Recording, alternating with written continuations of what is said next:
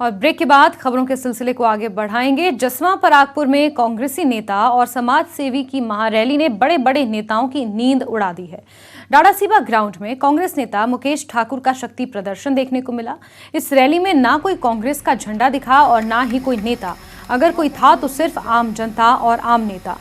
इस कार्यक्रम से जसवां परागपुर कांग्रेस के ब्लॉक अध्यक्ष सुरेंद्र मनकोटिया ने किनारा कर लिया है।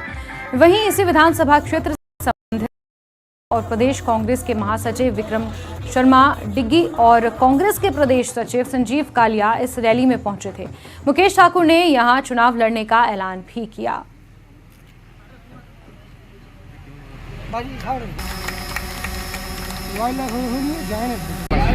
बहुत ज़्यादा समर्थन मिला, इसके लिए मैं धन्यवाद करता हूं। और अगर मेरे को पार्टी का टिकट देती है तो मैं जरूर चुनाव लड़ूंगा और कांग्रेस पार्टी की झोली में सीट डालूंगा।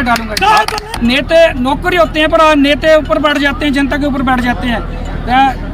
ये जनता का जो विधायक होता है वो जनता का नौकर होता है, वो काम पर ऐसा नहीं होता है कि जनता भटकती रहती है, दफ्तरों में भटकती रहती है। पर अब ऐसा नहीं होगा, अगर जनता हमें विधायक बनाती है तो हम उनके नौकर बन के दफ्तरों में उनके काम करवाएंगे जी।